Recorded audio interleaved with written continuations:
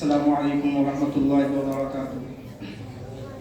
الحمد للہ وکفیٰ وسلام علی عبادہ الذین اصطفیٰ، اما بعد فاعوذ باللہ من الشیطان الرجیم، بسم اللہ الرحمن الرحیم۔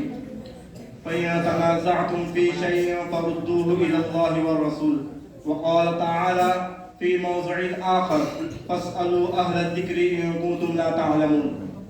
وقال النبي صلى الله عليه وسلم أنا لا أدري ما أبقى فيكم فاقتدوا بالذين من بعد أبي بكر وعمر۔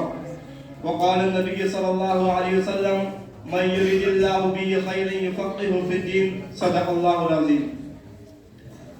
حضرات سامعین اور معزز علماء دین، آج کا یہ اجلاس ہم سب کی شرکت اور مستقبل کے لیے ایک روشن تاریخ بنے گا، کیونکہ ان دینی مجلسوں کا انعقاد اور انتظام کرنا اہل ایمان کے لیے ایک مجاہدہ ہے اور اس میں شرکت کرنا بڑا مجاہدہ ہے۔ دوسری طرف دیکھا جائے کئی قوالی، ناچ گانا وغیرہ کے لیے دینی مجلسوں کا انعقاد اور انتظام کرنا کوئی مشکل کام نہیں ہے۔ بس رب تعالیٰ سے دعا کریں کہ اللہ رب العزت ہم سب کو اس کام میں خلوص کے ساتھ کرنے کی توفیق عطا فرمائے، آمین۔ دوستو، اس زمانے میں دو لفظ کی لڑائی چل رہی ہے۔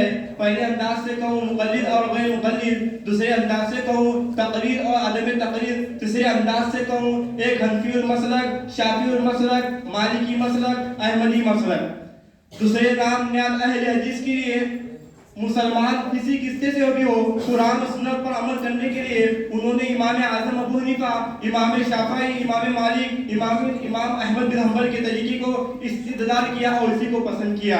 اسی کو کہتے ہیں مقلد، اسی کو تقلید کرنا کہتے ہیں۔ حضرات حنفی، حضرات شافعی، حضرات مالکی، حضرات حنبلی، اور جو شخص قرآن و سنت پر آزاد طور پر عمل کرنا چاہے اس کو کہتے ہیں غیر مقلد۔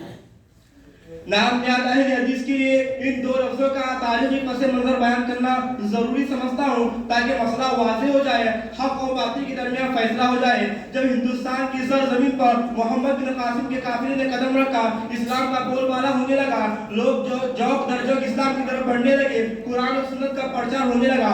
اس وقت نہ کوئی فرقہ تھا، نہ کوئی تنظیم تھی، بلکہ عقیدے کے اعتبار سب ایک تھے، رسالت کے اعتبار سے سب ایک تھے، قرآن و سنت کے اعتبار سب ایک تھے، صحابہ و فضیلت کے اعتبار سب ایک تھے۔ نہ توحید کے بارے میں اختلاف، نہ رسالت کے بارے میں اختلاف، نہ صحابہ کو شتم گوئی کرنے والے، نہ صحابہ کو گالیاں دینے والے، اور نہ قرآن کو کافی سمجھنے والے، نہ حدیث کو ٹھکرانے والے، اور ان کے فتح اور ان کے فیصلے کو رد کرنے والے۔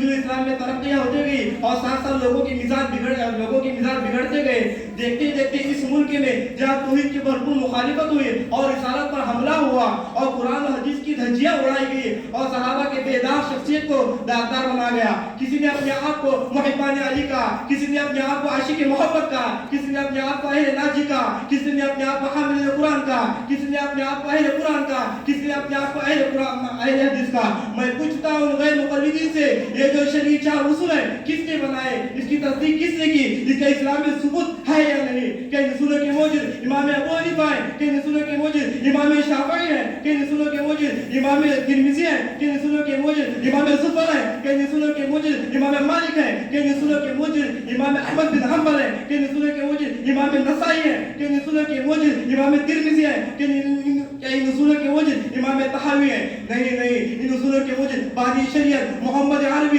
صلی اللہ علیہ وسلم ہے۔ نہیں، ان اصولوں کے موجد خدا محمد رسول اللہ صلی اللہ علیہ وسلم ہے۔ نہیں، ان اصولوں کے موجد رسول اللہ صلی اللہ علیہ وسلم ہے۔ ماننے والے صدیق اکبر ہیں، ماننے والے عمر بن خطاب ہیں، ماننے والے علی حیدر ہیں، ماننے والے عثمان غنی ہیں، ماننے والے طلحہ و زبیر ہیں، ماننے والے عبداللہ بن عباس ہیں، ماننے والے ابن عباس ہیں۔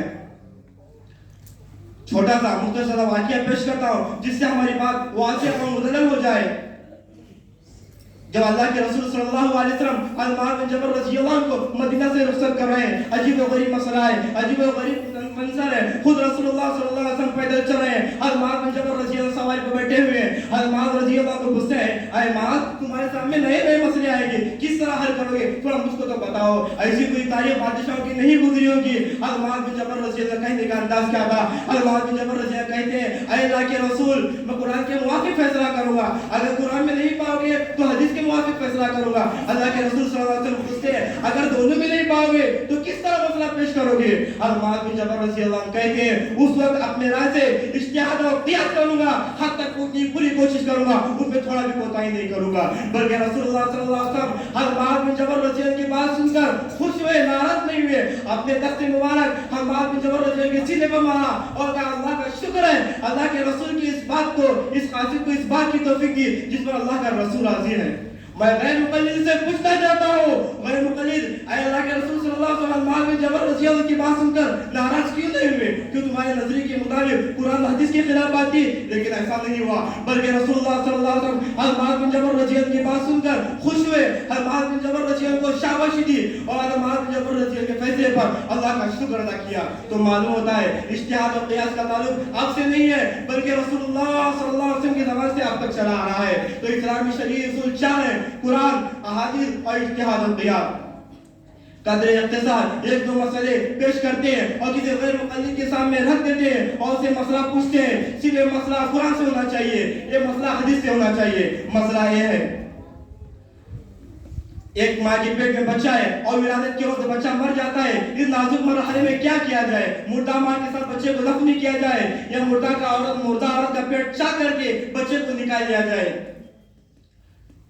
तो मेरा गैर मुक़ल्लिद से चैलेंज है, इस मसले को सिर्फ कुरान से हल करके बताए, इस मसले को सिर्फ हदीस से हल करके बताए। पूरा कुरान लफ्ज़ पढ़ते गए, कोई सलाहत आयत नहीं मिलेगी कि मुर्दा माँ के पेट चाक करके बच्चे को निकाल लिया जाए या मुर्दा माँ के साथ बच्चे को भी दफन किया जाए। पूरे कुरान में कोई सलाहत नहीं है, पूरे हदीस में कोई वजाहत नहीं है, सहाबा की जिंदगी में इसका कोई हल नहीं है, मुहद्दिसीन से हदीस साबित नहीं है, मुफस्सिरीन से तफसीर मौजूद नहीं है।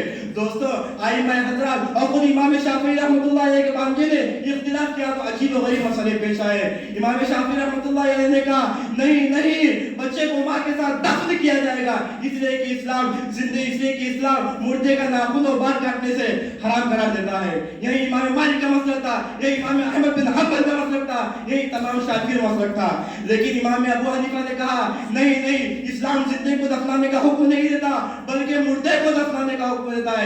जब इमाम आज़म अबू हनीफा ने लोगों के पास ये मसला पेश किया तो लोग दलील तलब करने लगे, एतराज करने लगे। इमाम आज़म अबू हनीफा ने कहा इसका मसला कुरान में, इसका सबूत कुरान से साबित है। अल्लाहु अकबर। इमाम शाफी रहमतुल्लाह अलैह की नजर कुरान पढ़ी, अल्लाहु अकबर। इमाम मालिक की नजर जब कुरान में पढ़ी, अल्लाहु अकबर। इमाम अहमद बिन हंबल की नजर जब कुरान पढ़ी, अल्लाहु अकबर। आइमा खुतबा की नजर जब कुरान पढ़ी, अल्लाहु अकबर। मुतरजमे की नजर जब कुरान पढ़ी, अल्लाहु अकबर। तफसीर करने वालों की नजर जब कुरान पढ़ी, अल्लाहु अकबर। तिलावत करने वालों की नजर कुरान पढ़ी, किसी ने इस मसले का हल नहीं बताया। लेकिन जब मेरे इमाम आज़म अबू हनीफा ने कुरान को पढ़ा तो मसले को उम्मत के सामने पेश कर दिया। इसी को तो कहते हैं इज्तिहाद और क़ियास। तो मालूम होता है इज्तिहाद का ताल्लुक कुरान और हदीस से है और क़ियास का ताल्लुक कुरान और हदीस से है।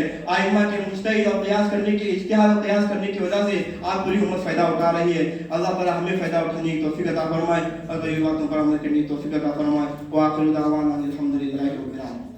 माशाअल्लाह, अल्लाह मौसूफ को मज़ीद तरक्की से नवाजे।